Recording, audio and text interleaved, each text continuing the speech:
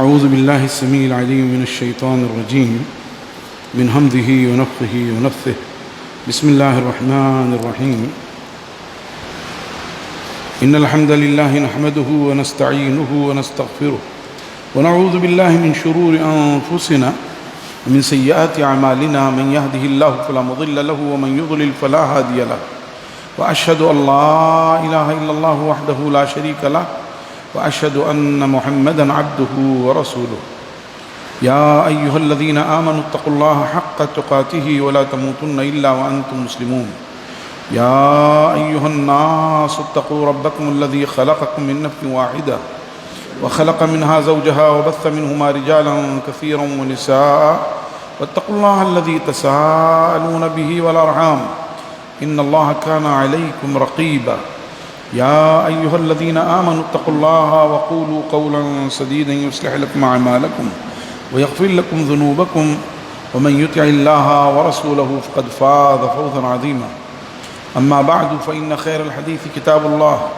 وخير الهدي هدي محمد صلى الله عليه وآله وسلم وشر الأمور محدثاتها وكل محدثة بدعة وكل بدعة ضلالة وكل ضلالة في النار أعوذ بالله السميع العليم من الشيطان الرجيم من همزه ونفخه ونفثه بسم الله الرحمن الرحيم إن الذين اتخذوا العجل سينالهم غضب من ربهم وذلة في الحياة الدنيا وكذلك نجزي المفترين والذين عملوا السيئات ثم تابوا من بعدها وآمنوا إن ربك من بعدها لغفور رحيم ولما سكت عن موسى الغضب أخذ الألواح وفي نسختها هدى ورحمة للذين هم لربهم يرهبون واختار موسى قومه 70 رجلا لميقاتنا فلما أخذتهم الرجفة قال رب لو شئت أهلكتهم من قبل وإياي أتهلكنا بما فعل السفهاء منا إن هي إلا فتنتك تضل بها من تشاء وتهدي من تشاء أنت ولينا فاغفر لنا وارحمنا وأنت خير الغافرين. محترم حضرات و سامعین و سامعات، سورہ اعراف کے 19ویں رکوع کی کچھ آیات آپ کے سامنے پیش کی گئی ہیں، جس میں گزشتہ دروس کا تذکرہ ہے۔ پچھلے کئی درس سے اولاً موسیٰ علیہ السلام اور فرعون کا تذکرہ چلا، پھر اللہ تعالیٰ نے اپنے فضل سے بنی اسرائیل کو رہائی نصیب کی، پھر بنی اسرائیل کی شیطنت اور ان کی گو پرستی کا ذکر ہو رہا ہے، اور جب انہوں نے سامری کے کہنے پر اپنے زیورات کے ذریعے بچھڑا بنا لیا اور اس کی پوجا شروع کی، پھر انہیں احساس ہوا کہ ہم سے غلطی ہوئی ہے۔ یہ احساس اس لیے ہوا کہ تمام شرارتوں کے باوجود آبا و اجداد تو بہرحال موحد تھے، ان کے پشتوں میں انبیاء کا سلسلہ تھا، ان کی نسلوں میں انبیاء کا سلسلہ تھا، تو بہرحال وہ چیز رنگ لائی اور انہیں احساس ہوا کہ ہم سے غلطی ہوئی ہے۔ چنانچہ انہوں نے اللہ تبارک و تعالی سے التجا کی کہ ہم سے غلطی ہو گئی، ہمیں معاف فرما دے۔ لَئِن لَّمْ يَرْحَمْنَا رَبُّنَا وَيَغْفِرْ لَنَا لَنَكُونَنَّ مِنَ الْخَاسِرِينَ، اگر ہمارے پروردگار نے ہم پر رحم نہ کیا اور ہمیں نہ بخشا تب تو ہم خسارہ اٹھانے والوں میں سے ہو جائیں گے۔ اللہ تعالیٰ نے انسانی فطرت میں اعتراف، حق ودیعت کی ہے۔ اب جن کے ہاں حق کا پہلو غالب ہے، اعتراف کا پہلو غالب ہے، وہ مومن ہو گئے، اور جن کے ہاں حق کا پہلو، اعتراف کا پہلو مغلوب ہو گیا اور ظلم اور تعدی آ گئی، وہ کافر ہو گئے۔ لیکن کہیں نہ کہیں ان کے ہاں بھی اعتراف حق ہوتا ہے۔ جب وہ تنہائی میں ہوتے ہیں تو وہ اس بات کو جانتے ہیں کہ ہم غلطی پر ہیں، لیکن آبا و اجداد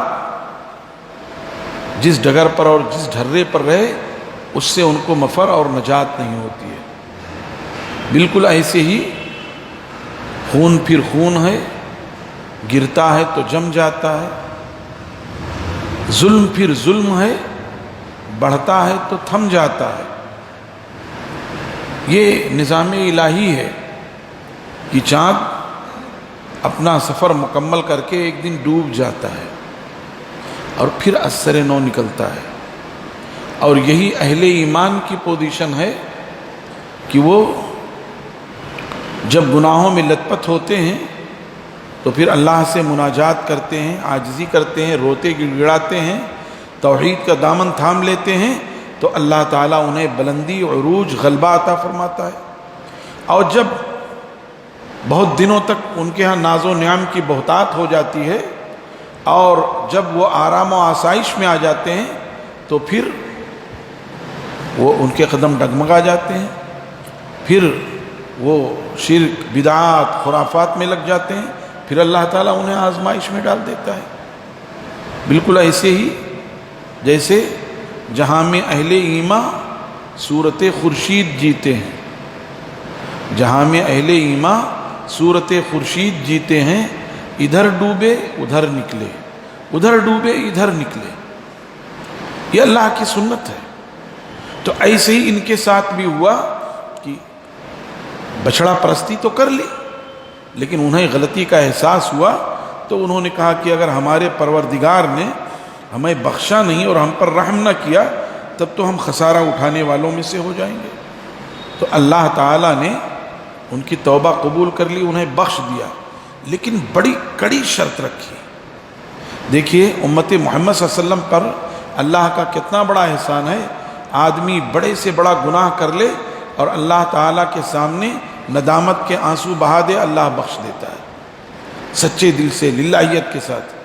لیکن بنی اسرائیل کی توبہ قبول تو ہوئی لیکن بڑی کڑی آزمائش ہوئی، اور اس لیے سخت آزمائش ہوئی کہ انبیاء کی موجودگی میں، ہارون علیہ السلام کی موجودگی میں، موسیٰ علیہ السلام کی موجودگی میں انہوں نے بچڑے کی پوجا کی تھی، تو یہ بڑی سخت بات ہوئی۔ ایک گناہ آپ یہاں کریں دیار ہند میں، دیار کفر میں، اور وہی گناہ آپ حدود حرم میں کریں، مکہ مکرمہ میں کریں، تو دونوں گناہ میں فرق ہے، دونوں گناہ میں فرق ہے۔ ایک نیکی کا کام اس وقت آپ کریں اور رمضان مبارک میں وہی نیکی کریں، اور عشرہ ذی الحجہ میں وہی نیکی کریں، تو دونوں کے اجر و ثواب میں فرق ہے۔ ایسے ہی عام آدمی جب گناہ کرتا ہے اور توبہ کرتا ہے تو وہ بات الگ ہوتی، لیکن انبیاء کے موجودگی میں اگر کوئی گناہ کا کام کرتا ہے تو وہ بہت سخت ہے۔ عام آدمی اگر گناہ کا کام کرتا ہے تو اس کی پکڑ ہے، اور ایک عالم کتاب و سنت کا جانکار اگر گناہ کرتا ہے تو اس کی پکڑ میں فرق ہے۔ رسول اللہ صلی اللہ علیہ وسلم کو خواب میں جبرائیل اور میکائیل علیہ السلام کو تسلیم آئے اور آپ کو لے چلے، اور مختلف مناظر دکھائے، انہوں نے مختلف مناظر دکھائے۔ اس میں ایک منظر یہ بھی دکھایا کہ ایک شخص جو ہے وہ پیٹھ کے بل پڑا ہوا ہے، اور اس کے سرہانے پر ایک آدمی بھاری پتھر لیے کھڑا ہے اور اس کے سر پر مارتا ہے، اور اس کا سر ریزہ ریزہ ہو جاتا ہے اور پتھر دور چلا جاتا ہے۔ یہ آدمی جب تک اس کو اٹھا کر لاتا ہے تب تک اس کا سر صحیح ہو جاتا ہے، پھر مارتا ہے، پھر اس لیٹے ہوئے آدمی کا سر پاش پاش ہو جاتا ہے، پتھر دور چلا جاتا ہے، یہ اٹھا کر لاتا ہے تب تک اس کا سر صحیح ہو جاتا ہے، پھر وہ مارتا ہے، اس کا سر ٹکڑا ٹکڑا ہو جاتا ہے، پتھر دور چلا جاتا ہے۔ تو ایسے کئی مناظر دکھائے، کئی مناظر دکھائے۔ اس میں آپ کا گھر بھی آپ کو دکھایا گیا، شہداء کا گھر دکھایا گیا۔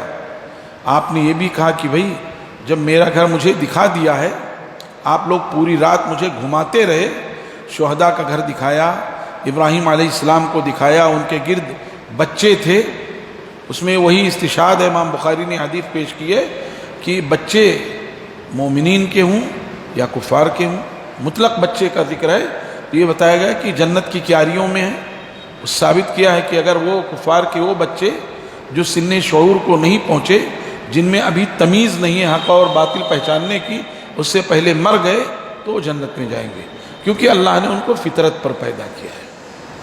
تو آپ نے کہا کہ بھائی اتنا گھما لیا، تو جب میرا گھر دکھا دیا میں بھی اپنا گھر دیکھا ہوں۔ تو کہا ایسا ہے کہ ابھی آپ کی عمر سے کچھ باقی ہے، دنیا میں جو آپ کی عمر لکھی ہوئی ہے اس عمر سے کچھ باقی ہے، وہ آپ گزار لیں گے تب آپ اپنا گھر دیکھ سکیں گے۔ تو اس میں کئی مناظر دکھائے گئے، اس میں پھر آپ نے پوچھا، ہر منظر کے بارے میں پوچھا، کہا اچھا یہ بتاؤ وہ آدمی جس کے سر کو کچلا جا رہا تھا پتھر سے، وہ کون تھا؟ کہا وہ عالم دین اور حافظ قرآن تھا، کہ اللہ نے اس کو قرآن پاک کی دولت دی اور علم دین سکھلایا، مگر وہ رات بھر سوتا رہا قرآن سے غافل ہو کر، اور دن میں بھی بے عمل رہا، اس کی یہ سزا ہے۔ تو اور بھی لوگ تو بے عمل ہیں لیکن ان کا ذکر نہیں ہوا، اس کا ذکر کیوں ہوا؟ اس لیے کہ اور لوگوں کے مقابلے میں اس کو اللہ کی معرفت، اللہ کے دین کی معرفت زیادہ ہے، اسی لیے اس کی پکڑ سخت ہے۔ تو ایسی بنی اسرائیل کی توبہ بڑی سخت انداز میں قبول ہوئی۔ ہم توبہ کرتے ہیں، غلطی ہے، ہماری نیت صالح ہے، پاک ہے، اخلاص ہے، ہماری توبہ قبول ہو گئی۔ لیکن یہ جو ہے بنی اسرائیل کی توبہ ایسے نہیں قبول ہوئی۔ اصل بچھڑے کی جب پوجا ہوئی تو اس میں 3 گروہ ہو گئے۔ ایک وہ تھا جو بچھڑے کی پوجا کرتا تھا، ایک وہ تھا جو پوجا بھی نہیں کرتا تھا اور روکتا بھی تھا، بالکل ان کے اینٹی تھے، ایک وہ تھا جو خاموش تھا، بچھڑے کی پوجا تو نہیں کرتا تھا لیکن روکتا بھی نہیں تھا۔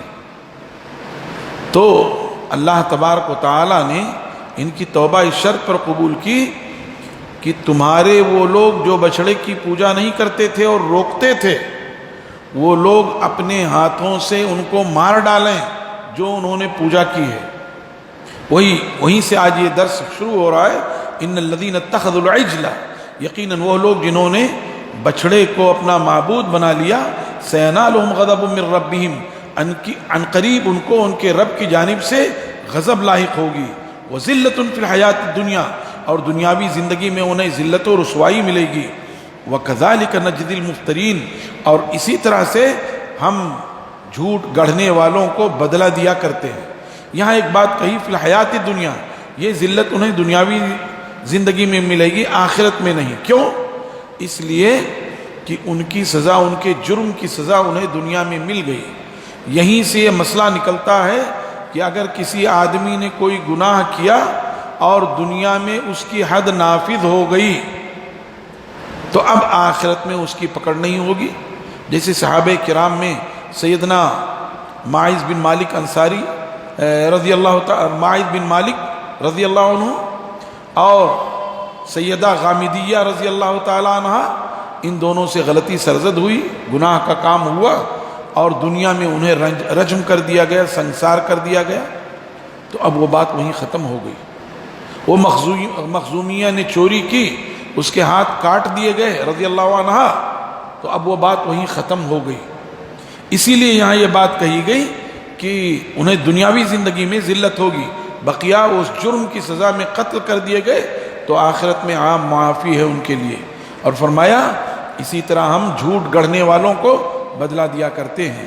والذین عملوا السیئات، اور وہ لوگ جنہوں نے برائی کے کام کیے، ثم تابوا من بعدها، پھر انہوں نے اس کے بعد توبہ کر لی، وآمنوا، اور ایمان لے آئے، ان ربک من بعدها لغفور رحیم، یقیناً آپ کا رب اس توبہ کے بعد ضرور بھی ضرور خوب بخشنے والا اور خوب رحم کرنے والا ہے۔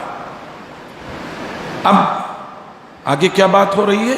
موسیٰ علیہ السلام جب اس وقت پہنچے اور قوم کو گو پرستی والی بات انہیں معلوم ہوئی تو جذبات کے مارے ایک طرف ایسے ہی رکھ دیا، اس کو ہم پھینکنا نہیں کہیں، جیسے آدمی جلدی میں رکھ دے، پھینکنا نہیں چاہتا، رکھ دیا۔ تو اب جب یہ سب کچھ ہو گیا، اللہ کی جانب سے سزا تجویز ہو گئی، تو اب ان کا غصہ ٹھنڈا ہو گیا. وَلَمَّا سَكَتَ عَن مُوسَى الْغَضَبُ أَخَذَ الْأَلْوَاحَ، اور جب موسیٰ کا غصہ ٹھنڈا ہوا تو انہوں نے تختیاں اٹھا لی. وفی نسختها هدى ورحمة، اور ان تختیوں میں ہدایت اور رحمت تھی ان لوگوں کے لیے جو اپنے پروردگار سے ڈرتے ہیں، ان کے لیے ہدایت اور رحمت تھی. ہدایت تو پوری انسانیت کے لیے، لیکن اس ہدایت سے فائدہ کون اٹھاتا ہے؟ وہ جو اللہ سے ڈرتا ہے، اس کا تقوی اختیار کرتا ہے. جیسے قرآن پاک پوری انسانیت کے لیے ہدایت ہے، ہاں، رب العالمین کا کلام ہے، ہدی للعالمین ہے، لیکن سب پوری انسانیت کے لیے ہدایت تو ہے، پر اس سے فائدہ وہ اٹھائے گا جو اس کو تسلیم کرے، اس پر ایمان لائے، اس کی مرضی کے مطابق زندگی گزارے. سامنے سے نہر بہہ رہی ہے، لیکن پیاس کون بجھا سکے گا اپنی؟ جو پانی کے قریب آئے، پانی لے اور پیے، اس کی پیاس بجھ گئی. ایسا تو نہیں کہ پانی میں پیاس بجھانے کی صلاحیت موجود ہو اور ہم پانی نہ پئیں ہماری پیاس بجھ جائے. ایسے ہی آسمانی کتابوں میں جب اپنی اصلی حالت میں تھی، ہدایت موجود تھی، تو جو اس پر ایمان لاتے ان کو ہدایت ملتی. قرآن پاک اپنی اصلی شکل میں آج موجود ہے، پوری انسانیت کے لیے ہدایت ہے. قرآن پاک سب کے لیے ہے، لیکن جو اس کے احکام پر عمل کرے اور اس کو خوش دلی سے تھام لے، اخلاص اور الہیت کے ساتھ اس پر ایمان لے آئے، اس کے لیے ہدایت ہے. اور جو نہ لائے اس کے لیے ہدایت نہیں ہے. وہی فرمایا گیا کہ اس کے نسخوں میں ہدایت اور رحمت تھی ان لوگوں کے لیے جو اپنے پروردگار سے ڈرتے ہیں. وَاخْتَارَ مُوسَىٰ قَوْمَهُ 70 رَجُلًا لِمِيقَاتِنَا. دیکھیے یہ قوم کتنی بدماش تھی، کتنی بدماش قوم تھی. جب موسیٰ علیہ السلام وہ تختیاں لائے اور طور سے اپنے رب سے ملاقات کے بعد، اور ان تختیوں سے نقل کرائی گئی اور تمام قبیلوں کو، 12 قبیلے تھے بنی اسرائیل کے، 12 قبیلوں کے لیے نقل کرائی گئی اور سب کے ہاں بھیجوا دیا. تب ان میں جو چودھری لوگ تھے انہوں نے یہ کہا، صاحب ہم یہ کیسے مان لیں کہ یہ رب کا کلام ہے؟ اللہ ہی نے یہ دیا ہے، ہو سکتا ہے آپ اپنی طرف سے لے آئیں. اتنی پٹائی کے باوجود ان کی بدماشی دیکھیے. کہا کہ جو ہے کیسے مان لیں ہم اس کو؟ موسیٰ علیہ السلام نے اللہ سے فریاد کی کہ اللہ یہ تو تسلیم ہی نہیں کر رہے ہیں، کہہ رہے ہیں کیسے مان لیں؟ تو کہا ایسا ہے کہ اپنی قوم سے 70 آدمی منتخب کر لو، لے کر آؤ میقات پر، کوہ طور پر لے کر آؤ، ہم انہیں ان سے بات کر کے بتا دیتے ہیں. چنانچہ موسیٰ علیہ السلام نے 12 قبیلوں میں سے ہر قبیلے سے 6 لوگ منتخب کروائے کہ بھئی آپ ہی لوگ منتخب کر کے بھیجو جس کو چاہو. 72 لوگ ہو گئے، 12 قبیلوں سے 6 لوگ. تو اعلان کیا موسیٰ علیہ السلام نے کہ بھئی 70 کا مطالبہ ہے تو 2 لوگ اپنے آپ ہی رضاکارانہ طور پہ اگر ہاتھ اٹھا لیں، ان کو وہی ثواب ملے گا جو ان جانے والوں کو ملے گا. تو اگر وہ اٹھا لیں تو کوئی بات نہیں. چنانچہ 2 آدمیوں نے اپنے ہاتھ اٹھا لیے، 70 لوگ تھے. 70 لوگوں کو لے کر وہ گئے. جب وہاں پہنچے تو موسیٰ علیہ السلام نے پھر وہی ان کا مطالبہ دہرایا کہ اللہ، ان کا کہنا یہ ہے کہ ہم کیسے تسلیم کر لیں کہ اللہ نے ان کو دیا ہے. چنانچہ اللہ تعالیٰ نے ان کے سامنے اللہ ہم کلام ہوا اور ان کو بتلایا کہ ہاں ہم نے ہی دیا ہے. تو اب ان میں سے کچھ لوگ تو مان گئے کہ ٹھیک ہے، لیکن کچھ لوگ ایسے تھے، بلکہ اکثریت کہہ لیجئے، اور سب اس میں سبھی شامل مانے گئے. کیسے مان لیں؟ ہم جب تک اللہ کو دیکھ نہ لیں ہم نہیں مان سکتے. تو جب موسیٰ علیہ السلام جیسا پیغمبر، اولو العزم پیغمبر، اللہ کی تجلی سنبھال نہیں سکا تو یہ کس کھیت کی مولی؟ جب انہوں نے یہ مطالبہ کیا کہ صاحب ہم جب تک دیکھ نہ لیں نہیں مانیں گے، کہا اچھا. آسمان سے بجلی کڑکی اور زمین ہلی، دونوں الفاظ سورہ بقرہ میں فَأَخَذَتْهُمُ الصَّاعِقَةُ وَأَنْتُمْ تَنظُرُونَ. تم کو کڑک نے پکڑ لیا جبکہ تم دیکھ رہے تھے، بجلی. اور یہاں کیا کہا؟ رجفہ، زمین ہل گئی. تو بجلی آئی، زور سے آواز ہوئی اور زمین ہلی، سب کا ہارٹ اٹیک ہو گیا. سب مر گئے، ہارٹ اٹیک ہو گیا، دل برداشت نہیں کر سکے، سب مر گئے۔ اب جب سب مر گئے تو موسیٰ علیہ السلام اور مصیبت میں پھنس گئے، اب کیا کروں گا؟ ابھی قوم میں جب جاؤں گا تو لوگ یہ کہیں گے کہ بھئی ہمارے آدمی کہاں گئے، طرح طرح کے الزام لگا دیں گے کہ بھئی یہ ان لوگوں نے مطالبہ کر لیا تو موسیٰ نے اس کو بغاوت سمجھا اور لے جا کے سب کو مروا ڈالا، سب کا مرڈر کروا دیا، اور مسئلہ ہو جائے گا۔ گھبرا گئے، اللہ تعالیٰ سے دعا کی، اللہ اگر تجھے مارنا ہی تھا تو ان کے ساتھ مجھے بھی قوم کے سامنے مار دیتا تو اچھا ہوتا، یہ الزام نہیں آتا۔ اور اللہ ہم میں جو ان نادانوں نے مطالبہ کر لیا کہ ہم تجھے دیکھیں گے تو اس کی وجہ سے تو سب کو سزا دے دے گا، ہم تو ہلاک برباد ہو گئے۔ اور دعا کی تو اللہ تعالیٰ نے اپنے نبی کی دعا قبول کی اور پھر ان کو زندگی دے دی، وہی تذکرہ چل رہا ہے۔ وَاخْتَارَ مُوسَىٰ قَوْمَهُ 70 رَجُلًا، موسیٰ علیہ السلام نے اپنی قوم سے 70 آدمیوں کو منتخب کیا ہماری میقات کے لیے، ہمارے وعدے کے لیے۔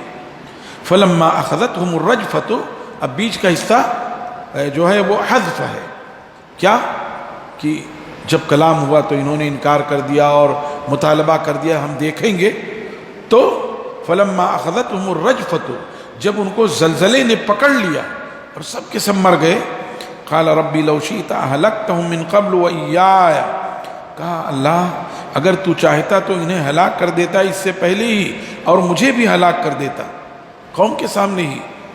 اتہلکنا بما فعل السفہاء منا، اللہ کیا تو ہمیں ہلاک کر دے گا اس چیز کی وجہ سے جو ہمارے نادانوں نے کیا ہے، ہمارے جاہلوں نے کیا ہے؟ ان ہی الا فتنتک، نہیں ہے یہ مگر تیری جانب سے آزمائش، تضل بہا من تشاء، تو اس کے ذریعے سے آزمائش کے ذریعے جسے چاہتا ہے گمراہ کر دیتا ہے، وتہدی من تشاء، اور جسے چاہتا ہے ہدایت دیتا ہے۔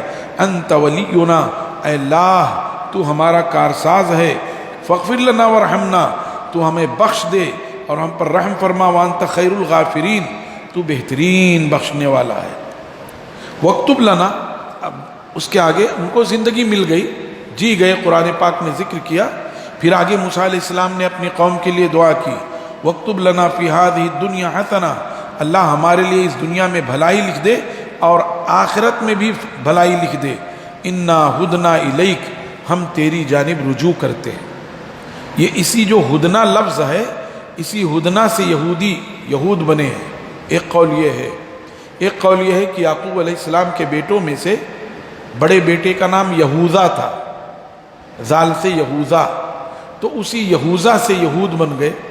اور ایک قول یہی ہے انا ہدنا الیک، ہم تیری جانب رجوع کرتے ہیں۔ قال عذابی اصیب بہ من اشاء، کہا سنو میرا عذاب اسی کو پہنچے گا جس کو میں چاہوں، ورحمتی وسعت کل شیء، لیکن میری رحمت ہر چیز کا احاطہ کیے ہوئے ہے۔ یہ میری رحمت ہی کا نتیجہ ہے کہ دنیا میں مومن، کافر، عاصی، فرما بردار سب لوگ کھا جی رہے ہیں، یہ میری رحمت کے نتیجے میں ہے۔ اور پکڑتا میں اسے ہوں جسے میں چاہتا ہوں، ایسا نہیں ہے کہ عام طور پہ میری پکڑ ہے، جسے میں چاہتا ہوں پکڑتا ہوں، لیکن اس کے مقابلے میں رحمت عام ہے۔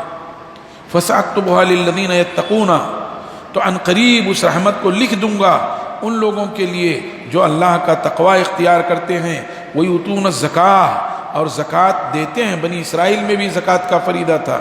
وَالَّذِينَ هُمْ بِآيَاتِنَا يُؤْمِنُونَ، اور وہ لوگ جو ہماری آیات پر ایمان رکھتے ہیں۔ یہ تو موسیٰ علیہ السلام کی دعا کی بات ہوئی، اس کا جواب دیا گیا۔ جب موسیٰ نے دعا کی تو اللہ نے اس کا جواب دیا کہ دنیا میں بھلائی مانگ رہے ہو اور آخرت میں، تو سنو ایسے نہیں ملے گی، ملے گی اس کو جو اللہ کا تقوی اختیار کریں، جو اپنے مالوں سے اللہ کا حق یعنی زکوٰۃ ادا کریں، جو ہماری آیات پر ایمان لائیں۔ یہ تین باتیں آج بھی ہیں۔ یہود کے لیے اگرچہ یہ بات اللہ نے بیان کی، لیکن یہ سب کے لیے عام ہے، اہل ایمان کے لیے بھی۔ آگے رسول اللہ صلی اللہ علیہ وسلم کی بعثت کے بعد اضافہ کر دیا گیا، الذین یتبعون الرسول النبی الامی الذی، وہ لوگ ان کے لیے بھی ہم لکھ دیں گے اچھائی دنیا اور آخرت میں جو رسول نبی امی کی پیروی کریں گے، الذی یجدونہ مکتوبا عندہم فی التورات، جن کے حالات اور صفات وہ لکھا ہوا پاتے ہیں اپنے نزدیک تورات میں اور انجیل میں، اس نبی امی کی اگر یہ پیروی کریں تو ان کے لیے بھی ہم دنیا اور آخرت میں بھلائی لکھ دیں گے۔ اور رسول اللہ صلی اللہ علیہ وسلم کو امی کہہ کر کے آپ کی شان بڑھا دی گئی۔ امی، جاہل جسے کہتے ہیں، اصلاً کیا ہے؟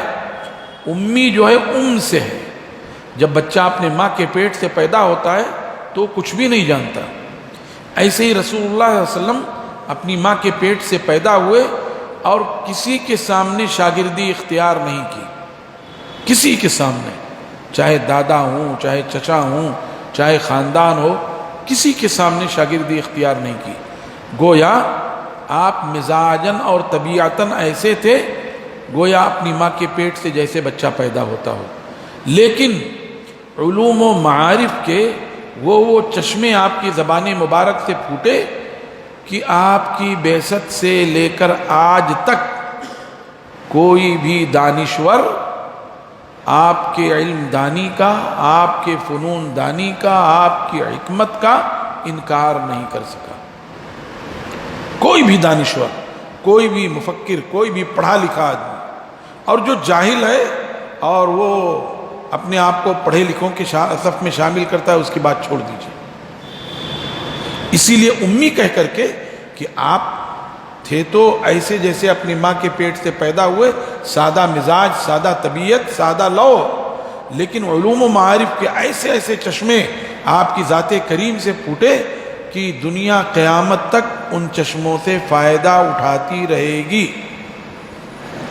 تو وہی کہا کہ ہم بھلائی لکھ دیں گے دنیا اور آخرت میں اس کے لیے جو تقوی اختیار کرے، جو زکوٰۃ دے، جو ہماری آیات پر ایمان لائے، جو رسول اکرم صلی اللہ علیہ وسلم کی پیروی کرے، جن کے حالات اور صفات یہ یہود اور نصارہ اپنی کتابوں تورات اور انجیل میں لکھا ہوا پاتے ہیں۔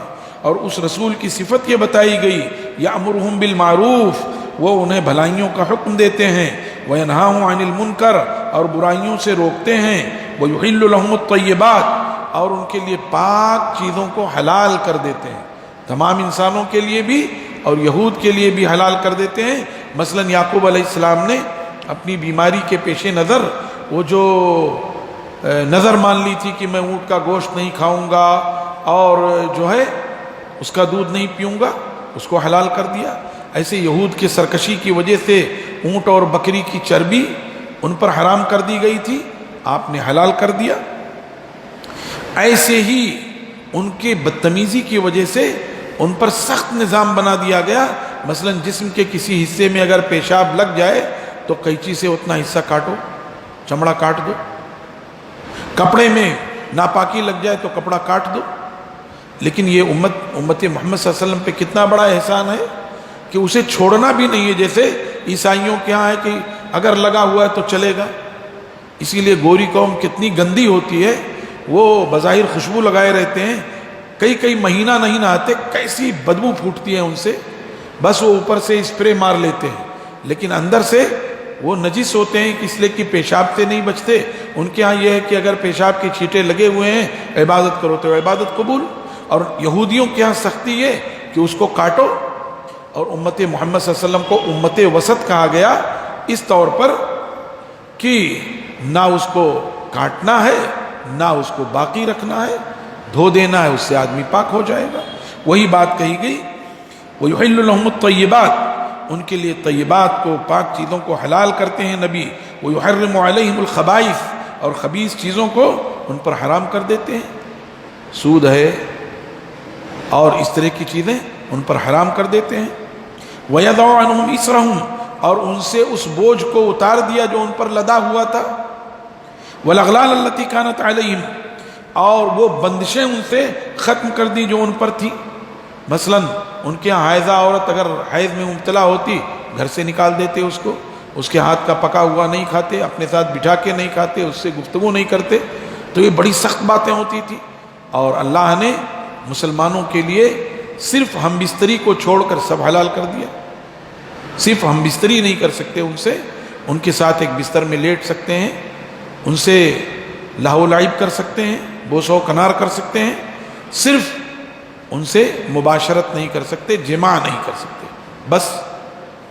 تو وہی بات کہی گئی، فالذین آمنوا، تو جو لوگ اس نبی پر ایمان لائے، وعزروہ، اور ان کی حمایت کی، ونصروہ، اور ان کی مدد کی، واتبعوا النور الذی انزل معہ، اور اس نور کی پیروی کی جو ان پر اتاری گئی ہے، ان کے ساتھ اتاری گئی۔ اس سے مراد قرآن پاک ہے، یا اس سے مراد، نور سے مراد قرآن پاک کے طریقے عمل کو بتایا گیا، یعنی سنت نبوی، قرآن پاک کی تشریح، اس کا ایکسپلینیشن۔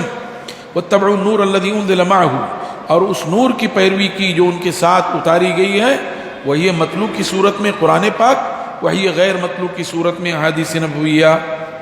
بشارت دی گئی، اولئک ھم المفلحون، یہی وہ لوگ ہیں جو فلاح یاب ہیں۔ اس سے یہ پتہ چلا کہ کامیابی کے لیے رسول اللہ صلی اللہ علیہ وسلم کی ذات کریم پر ایمان لانا، آپ پر اتری ہوئی شریعت پر ایمان لانا، قرآن پاک پر ایمان لانا، اللہ کی ذات پر ایمان لانا، اس کی توحید کے تقاضوں کو بجا لانا، جو یہ کرے گا وہی کامیاب ہے۔ اور جو یہ کہتے ہیں ارے صاحب سارے ادیان برابر ہیں، بس راستہ الگ ہے، منزل تو ایک ہی ہے، یہ بہت گمراہی کی بات ہے۔ غیر مسلم اس لیے کہتے ہیں تاکہ آپ کو اپنے سے قریب کریں، تاکہ آپ بھی ان کے دین کو مانیں۔ جب آپ کہہ دیں گے ہاں صحیح بات ہے، تو گویا آپ نے ان کے دین کو تسلیم کر لیا۔ جب آپ نے ان کے دین کو تسلیم کر لیا تو پھر کفر میں کیا شبہ رہ گیا؟ کوئی شبہ نہیں رہے گی۔ اس لیے وہ تو کہیں گے، وہ تو اس لیے کہتے ہیں تاکہ اپنی جگہ بنا لیں، جیسے کافر لوگ کیا کہتے تھے، ایسا ہے محمد صلی اللہ علیہ وسلم، ایک دن ہم آپ کے رب کی عبادت کریں گے، ایک دن آپ ہمارے معبودوں کی عبادت کیجیے۔ اللہ نے کیا کہلوا دیا؟ نہیں، لکم دینکم ولی دین، جاؤ تمہارا دین تمہارے لیے، تم اس پہ عمل کرو۔ یہ اس کا مطلب یہ نہیں کہ اس کو صحیح کہہ دیا گیا، صحیح نہیں، یہ کہا گیا تم جو کر رہے ہو تم جاؤ بھائی، جب نہیں مانتے تو تم سمجھو، لیکن ہمارا دین ہمارے لیے، ہم اس پر مضبوطی سے عمل کریں گے۔ اور کہلوایا گیا کہ تمہاری بدبختی ہے کہ تم اس کی عبادت نہیں کرو گے جس کی میں عبادت کر رہا ہوں، اور میں اپنے آپ کو محروم نہیں کر سکتا کہ جن کی پوجا تم کرتے ہو میں اس کی عبادت کروں، پھر وہ شرک ہو گیا اور کفر ہو گیا۔ تو اس فتنے کو مسلمانوں کو سمجھنا چاہیے، نیتاؤں کو خاص طور سے سمجھنا چاہیے۔ نیتا اہل حدیث بھی ہو اگر نا، اور جب نیتا گیری میں گھستا ہے تو قبروں پہ چادر چڑھاتا ہے۔ ہمارے علاقے کا جو ایم پی تھا، اب نہیں ہے، اہل حدیث تھا، وہ بھی قبروں پہ چادر چڑھاتا تھا، وہ بھی اسی طرح کی حرکتیں۔ اور یا اسی طرح جو سوشل ورکرز ہوتے ہیں نا، وہ بھی یہ سب اپنے آپ کو مقبول۔ لیکن میرے بھائی، یہ دنیا چند روزہ ہے، یہاں کا عیش و آرام چند روزہ ہے، لیکن آخرت کی زندگی بہت سخت ہے اور ہمیشہ ہمیش کی ہے۔ اس لیے حق کے سلسلے میں کبھی سمجھوتا نہیں ہونا چاہیے۔ ہاں، حکمت کے ساتھ، موعظت کے ساتھ۔ ہم نہیں کہتے کہ جن کو ہم نہیں جانتے وہاں بھی پہنچ کر کے شروع ہو گئے۔ داعی کی حالت، اس کا مزاج، اس کی طبیعت جاننا ضروری ہے۔ وہ آپ سے واقف ہو، آپ وہاں دعوت کا کام کیجیے۔ اللہ تعالی ہمیں ان آیات سے سبق لینے کی، ان آیات کے احکام پر عمل کرنے کی، دوسروں تک ان احکام کو پہنچانے کی توفیق عطا فرمائے۔ ربنا تقبل منا انک انت السمیع العلیم وتب علینا انک انت التواب الرحیم، وصلی اللہ وسلم وبارک علی نبینا محمد وعلی آلہ وصحبہ اجمعین، والسلام علیکم ورحمۃ اللہ وبرکاتہ۔